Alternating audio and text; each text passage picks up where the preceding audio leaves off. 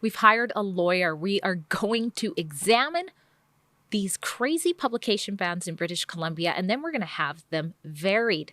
These bans have been put through by activist lawyers to protect activist doctors who don't want to be under public scrutiny while they work with vulnerable children. And they're also responsible, these bans, for a concerned father being behind bars right now. CBC isn't going to help us with this fight for freedom of press, so we're going to do it, and we need your help to complete it.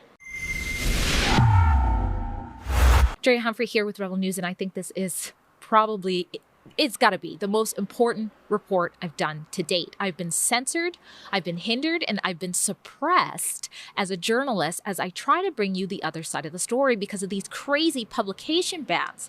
And if I break them, I could go to jail. Now, I'm sure many would love to see that happen. That would be one less rebel around to bring you the other side of the story. But we're not going to let that happen. I don't want that to happen, right? We've hired a top-notch lawyer. His name is Kyle Bienvenu. He's already been looking deeply into these unreasonably restricted orders so that we can have them varied. Let me give you some background here. Many of you are aware of my recent boots-on-the-ground reports found at rebelnews.com. I've been at the Vancouver Supreme Court informing you about the case of a concerned dad who's been punished for speaking out about his daughter being medically sterilized and transitioned at the hands of the activist doctors and an activist school system without his consent. It's a pretty big story, right? Well, this father is a man I'm legally obligated to refer to as CD, and I can't show you his face, and he sits in jail right now for breaching a publication ban. Because even saying his name or showing his face, well, that's just part of the restrictions against him from telling you his truth about what happened to his child and what's happened to him. CD was denied bail, and he's stuck in jail at least until April 12th, where he has another trial set up for allegedly breaching a protection order, another silencing order at that. This one forbade him from, get this, referring to his biologically female child, who now identifies as a transgender boy, as a she, or by the child's given name.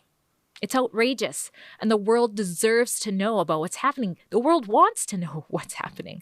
That's one reason I think we really need to challenge these publication bans. You see, sunlight is the best disinfectant, and the people involved in this matter, well, they shouldn't be allowed to do things in the dark, especially since they should have nothing to hide, right, when it comes to working with children.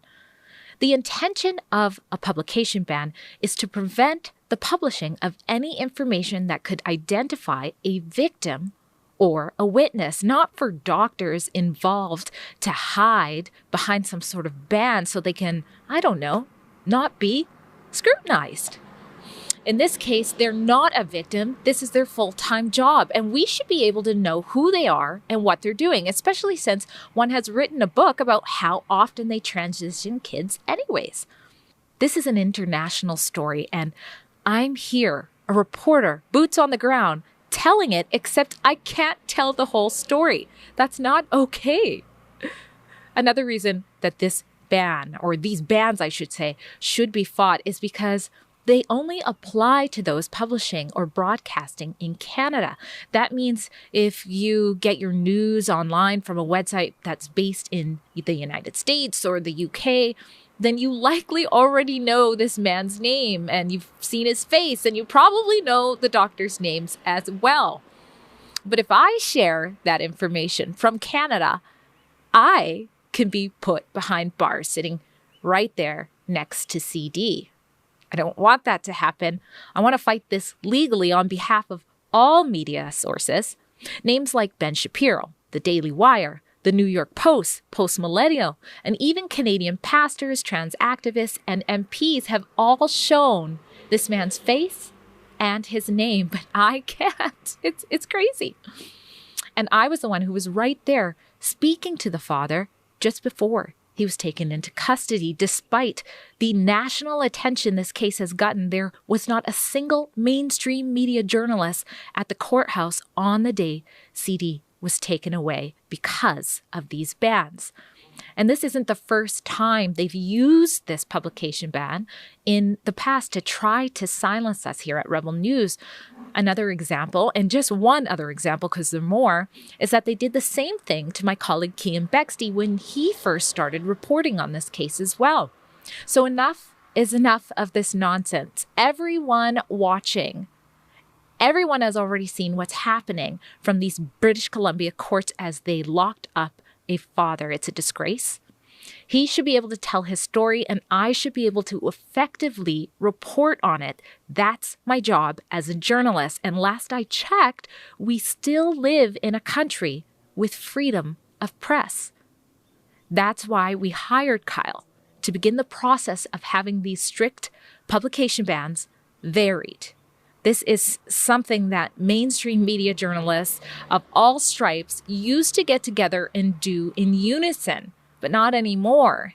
You see, it's probably because they believe what's happening here, what happened to this family, what happened to this child, what happened to this father, who's now behind bars, is the only way things should have ever gone down. And they certainly don't want you knowing about any of the facts that would allow you to make an informed decision that might not line up with theirs. They don't mind the secrecy of facts when it's to hide the possibility of the people waking up to the fact that maybe some kids are being hurt by systems that are claiming to help them. Now, I have to fight this fight, but I need your help to fight it right alongside with me. I'm going to keep you informed on this every step of the way. It's going to be an expensive process. It's a David and Goliath type fight to go through these publication bans. And Kyle has already explained to me that some of these bans are hidden. They've been filed in secrecy, and yet for some reason, I'm supposed to know how to comply to them. It's like some kind of tangled web just waiting to catch me break a rule.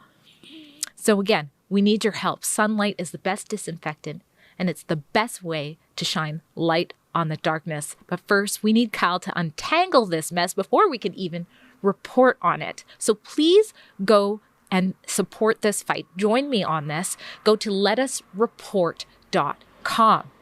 I doubt I'm going to get any help from mainstream media, even a conservative outlet. I'd be shocked. And it's almost laughable to think that maybe a civil liberties organization might join this fight as well. But if any of you are interested as well, let's do this together for all of us to be able to report, to inform the people. This shady precedent that's starting to happen in British Columbia with these publication bans cannot move further. And let me be clear, I don't want to tell anybody the child's name or the child's medical information. I know that that child has been a victim of activists and of systems that they have no control over. But I want to shed light on what's going on here, and I want the truth to be told. And I don't want press to be suppressed.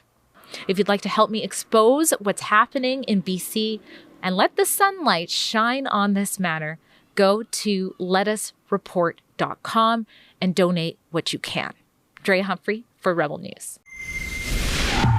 It's not just these crazy publication bans out in BC that are trying to suppress Rebel News. YouTube's doing it too. Recently, they just defunded us. It's about a $400,000 loss, and we don't know how long it's going to take until they kick us off completely. So you got to stay in touch with us. After you've gone to letusreport.com to join me on this fight, please head to afteryoutube.com. That's where you can follow us on other platforms so we don't lose touch.